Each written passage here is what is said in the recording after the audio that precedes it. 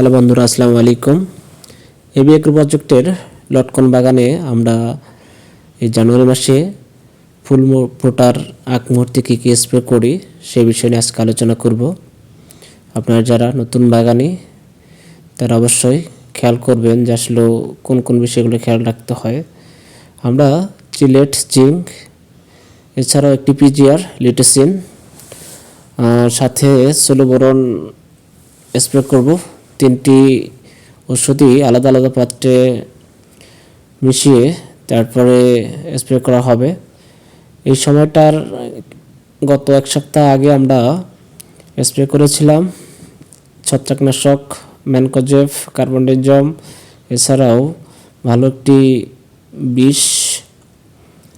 তো স্প্রে করার পর গাছ যখন পরিষ্কার হয়ে গেছে তখন আমরা পিজিআর স্প্রে করতেছি। এটি লিটোসিন গ্রুপের। আমরা 2 বছর আগে ফ্লোরা ইউজ করতাম, তো গত বছর লিটোসিন ব্যবহার করার পরে খুব ভালো একটা ফলন পাওয়ার পর তো সিদ্ধান্ত নিয়েছি আসলে লিটোসিনটাই ব্যবহার করব। লটকনের জন্য এটা ভালো পারফর্ম করে। তো লিটোসিন প্রচুর ফুল আনতে সাহায্য করে। এছাড়াও বোরন, গাছের বোরনের যে ঘাটতি, বিশেষ করে ফুল ফল বৃদ্ধিতে বোরনের খুবই প্রয়োজন। এছাড়াও চিলেট, জিঙ্ক এই সময় খুবই প্রয়োজন। গাছের ফুল ফলের জন্য জিঙ্ক খুবই দরকারি। তো আমরা তিনটি একত্রে মিশিয়ে স্প্রে করে দিচ্ছি। তো যারা নতুন বাগানি আছেন তারা অবশ্যই এই সময়টাতে গাছের যে অনুখাদ্য বা জৈব জীবক সেগুলো অবশ্যই স্প্রে করবেন। তো স্প্রে করার 7 দিন পর আমরা দ্বিতীয় ডোজ স্প্রে করার পর যখন প্রচুর ফুল চলে আসবে তখন একটি বীজ দেওয়ার চেষ্টা করব।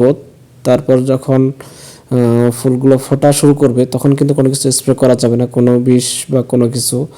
তার কারণ হলো যে পরাগায়নের সমস্যা হবে, কারণ ন্যাচারালি যে একটা পরাগায়ন সেটার ব্যাহত হতে পারে। তো ভিউয়ার্স, যারা আপনারা বাগান প্রেমী, বাগান করেন, ছাদ বাগান অথবা মাঠ বাগান, তারা অবশ্যই গাছের প্রত্যেকটা সময় খেয়াল রাখবেন কখন কোনটা স্প্রে করতে হয়। তো আমার বাগানগুলোতে আমি যেভাবে পরিচর্যা করি সব কিছুই শেয়ার করার চেষ্টা করি যারা নতুন উদ্যোক্তা বা বাগানি রয়েছেন তাদের মাঝে, কারণ আমি যেভাবে চেষ্টা করি সফল হওয়ার জন্য সবাই যাতে সঠিক সময়ে সঠিক উপাদান দিয়ে গাছের যত্ন নিয়ে সফল হতে পারে, সেটাই প্রচেষ্টা।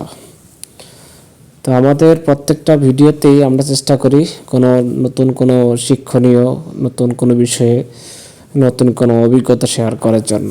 তো ভিডিওটি ভালো লাগলে অবশ্যই লাইক, কমেন্টস করে পাশে থাকবেন, শেয়ার করে বন্ধুদেরকে দেখার সুযোগ করে দিবেন। যারা মিশ্র ফল বাগান করতে আগ্রহী, আমাদের মতো সুপারি ও লটকনের মিশ্র ফল বাগান করতে চান, তারা এটি মডেল হিসেবে দেখতে পারেন। ভালো মানের চারার সন্ধান লাগলেও আমরা চারার সন্ধান দিতে পারবো। যদি গাছ লাগাতে চান অবশ্যই গাছ লাগাবেন, সঠিক সময় সঠিক পরিচর্যা করলে অবশ্যই কাঙ্ক্ষিত মানের ফলন নিয়ে আসা সম্ভব।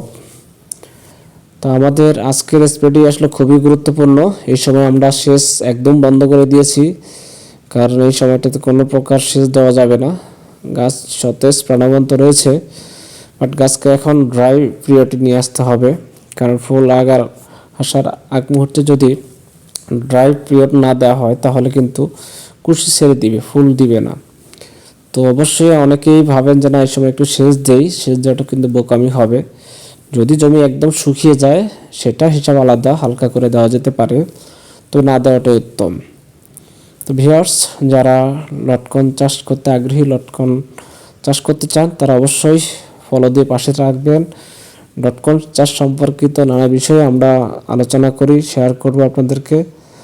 তো এইভাবে প্রত্যেকটা গাছ, পাতা এমনকি গাছের যে কাণ্ড, ডালপালা পুরোটাই ভিজিয়ে দেওয়ার চেষ্টা করবেন, তাহলেই কাঙ্ক্ষিত মানের ফলন নিয়ে আসা সম্ভব।